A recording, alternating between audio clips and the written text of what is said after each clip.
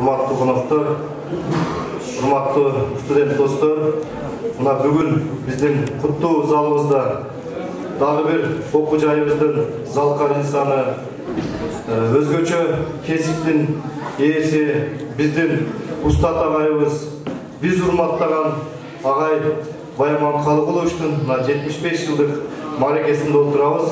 Мына ушу бүгүнкү мааракеде ушул биздин агайыбызды урматтап сыйлап келген, алыстан, жакындан келген, Ош мамлекеттик университетинен келген агай эжекелерди көрүп отурам. Музыкалык училищедан келген эжеке агайларды көрүп отурам. Дагы көп конокторду көрүп отурам. Эми бул юбилейлер эмне үчүн белгиленет? Себеби дегенде ушул жерде отургандар жакшы билишет. Мына биздин келечек муун болгон, эртеңки мугалимдик кесипке ээ боло турган студент жаштарыбызга бир аз тарбия болсун. Мына ушундай инсан болсок, мына ушундай устат болсок, демек биздин дагы учуру келгенде ушул юбилейлик күндөрүбүз бир жакшы бир маанайда белгилене тургандыгын, кылынган эмгегибизге бир аз баа берилет деген бир мааниде уюштурулуп атат. Быйылкы жылы биздин окуу жайыбыз ушул юбилейлерге абдан бай болду. Мына ошол юбилейлердин ичинен дагы Байман Калыгуловичтуку дагы бир өзгөчө, себеби музыкаттар өзү өзгөчө калк болот экен да. Ошондуктан ушул юбилейлик бул чыгармачылык, анан ушундай бир хордук, анан бир ырдоо менен өзгөчөлөнөт экен, себеби баягы илимий конференциялардан айырмаланып. Байман Калыгуловичти мен 15 жашымдан билем. Себеби мен ушул 1987-жылы ушул окуу жайга келгенимде педагогикалык окуу жай болуп, анда болгон 3 эле артисттик боло турган болчу. Ушу мектепке чейинки билим берүү, башталгыч класстардын мугалими жана пионер вожатый деген адистик, андан кийин музыкалык адистиги деген. Мына ошондо биз келгенибизде мен дайыма Байман Калыгуловичка дагы биздин музыка адистик агайларга да айтчу элем, биздин окуу жайыбыз ушу жатаканага чыкканыбызда музыка жаңырып, абдан бир башкача чыгармалар ойнотулуп, ушул жерде мамлекеттик экземендер тапшырылганда абдан шаңга бөлөнүп турчу. Таң аткыча музыканын үнү угулбайт болчу. Ал мезгилде музыканы ышкоозлору да абдан көп болчу. Мен ойлойм, биздин окуу жайыбыздын музыка бөлүмүнүн гүлдөө мезгили бул 80-жылдан 90-жылга чейинки мезгил деп эсептейм. Себеби ошол мезгилдерде музыканын бөлүмүнүн башчысы Байман Калыгулович болуп, ошол мезгилде бизде легендарлуу, кыргыз элине таанымал биздин обончу, аткаруучу композитор агайларыбыз иштеген. Мен билем Үсөн Сыдыков, Айнагүл Сарыкова, азыр Канат Соронкулов, Мамат Ибрагим Бостонкулов, Болот Токтобаев окшогон биздин Кыргызстандын эмгек сиңирген улуу залкарлары иштеген. Азыркы мезгилде дагы биздин негизги өзөктү түзгөн агай эжекелерибиз мына иштеп жатат. Мына ошондой инсандарды топтогон мен ойлойм Байман Калыгулович болуп эсептелет. Мен өз сөзүмдө дагы айттым, ошол учурларда биз тааныш группалаштарыбыздан сурашыбыз да, эмнеге силерден музыка токтобойт? Бир уйку бересиңерби? Жок, бизде талап ушунчалык чоң. Себеби жеке номерде ырдоо, хордо ырдоо, аспаптарда ырдоо деп бөлүнүп, көрсө ошол убакта Байман Калыгулович абдан талапчыл болгондуктан, студенттерге да ошондой талап койгондуктан алар ошо чыгарманы жаратышы. Өзүңүздөр жакшы билесиздер, бул музыка дүйнөсү абдан бир башка адистиктерден айырмаланган, же башка адистиктер ээ боло албай турган адистик. Дүйнөдө да биз билебиз, музыканы тили жок баардык адамдар жан дүйнөсү менен туя алат, жан дүйнөсү менен сезе алат. Ошондуктан бул музыка искусствосу, музыка адистиги мына ушуну менен айырмаланат. Ошондуктан мына ошол Байман Калыгулович биздин окуу жайыбызга кылган эмгеги абдан чоң.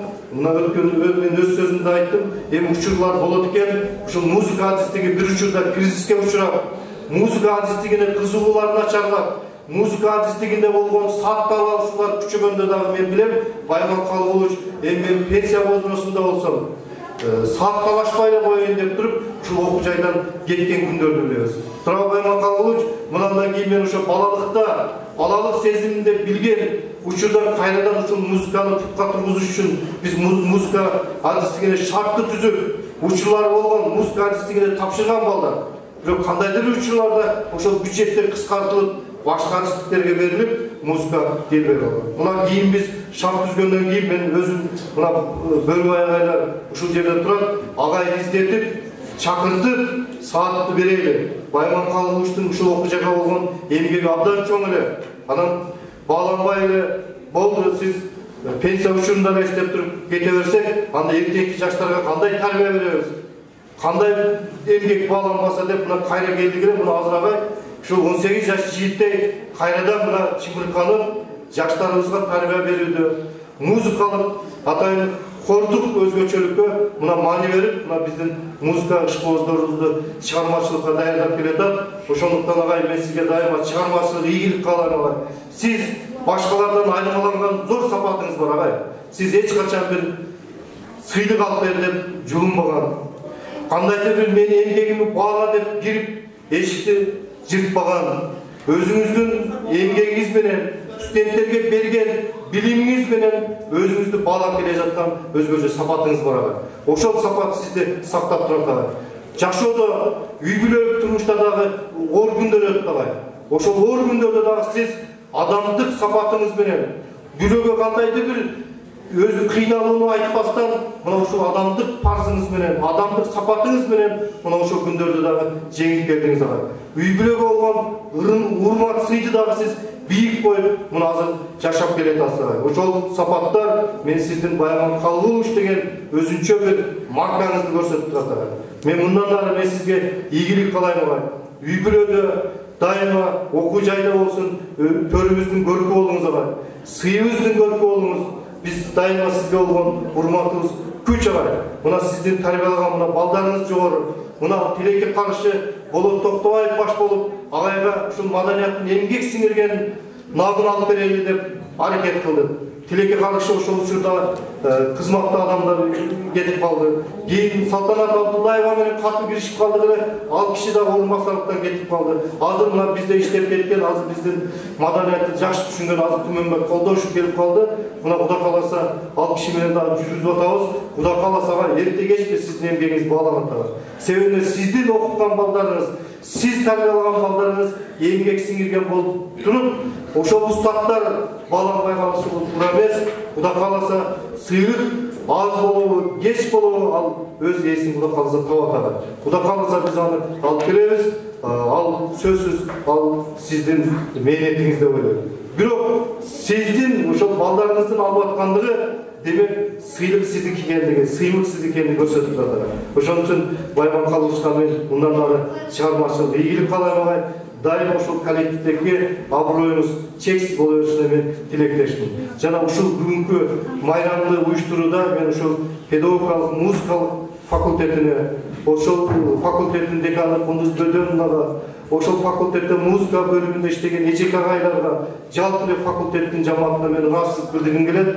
Биз ушул агайдын юбилейин факультет өзүбүз көтөрүп, өзүбүз колдоп, ушундай бир чыгармачылыгын бир элге даңазалайлы деген үчүн мен ушул жамааттын ынтымакчылыгына, жамааттын жетекчилигине мен чоң ыраазычылык айтпасам болбойт. Жана ошол эле музыка адисинде эжекелерибизге, студенттерибизге мен чоң ыраазычылык айткым келет.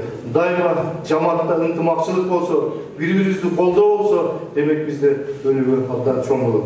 Ошондуктан дагы бир жолу урматтуу коноктор, биздин агайыбызды сыйлап келгениңиздер үчүн сиздерге да мен чоң ыраазычылык билдирем. Эми биз агайдын ушул юбилейине жөн келген жокпуз. Биз агайды ушул 1 айлык атайын айлык акы менен сыйлайбыз. Андан тышкары азыр биздин кесиптик коюштун төрагасы Турцияда жүрөт. Жазында Куда кааласа агайга атайын каалаган жерге путевка агай эс алууга барабыз. Андан тышкары Құттықтаусы бар ағай, бұл жаққа чиіп қойсаңыз ағай. Құттықтау менен қойды қойын, балдарыңыздың алдында, немерелердің алдында оқып, қойырсы деген ойдамын. Сіздің текшеңізде тұрсын ағай.